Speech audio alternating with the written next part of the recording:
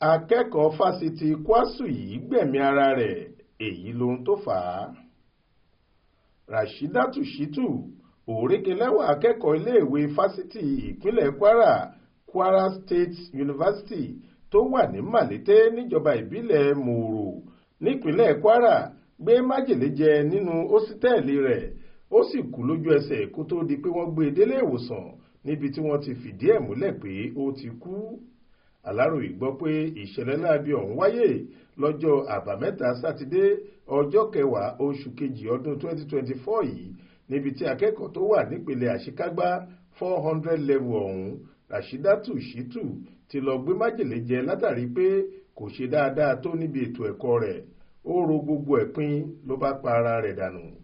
Gẹ́gẹ́ bá a ṣe gbọ́, ní kété táwọn ẹgbẹ́ rẹ̀ mọ̀ pé ó ti da májèlé jẹ ni wọ́n ti sáré gbé dìgbàdìgbà lọ sílé ìwòsàn olùkọ́ni fásitì ìlú Ìlọrin UITH, ṣùgbọ́n ẹ̀pà kò bóró mọ́, ó ti mí ìkẹyìn kó tó délé ìwòsàn.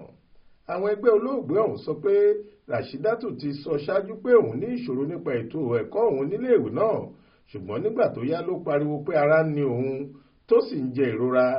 Lẹ́yìn èyí ló jẹ́wọ́ pé òun ti gbé májèlé jẹ. Àwọn olùgbé agbègbè náà tí wọ́n kópa nínú ètò ìsìnkú akẹ́kọ̀ọ́ ọ̀hún tó wáyé ní ààyè ìsìnkú àwọn mùsùlùmí tó wà lágbègbè Òṣèré nílùú Ìlọrin ni wọ́n sin lọ́jọ́ àbámẹ́ta sátidé ọjọ́ 10 oṣù kejì ọdún yìí. Àwọn mọ̀lẹ́bí àtàwọn aláṣẹ Fasiti Kwasu ni wọ́n kópa níbi ètò ìsìnkú rẹ̀.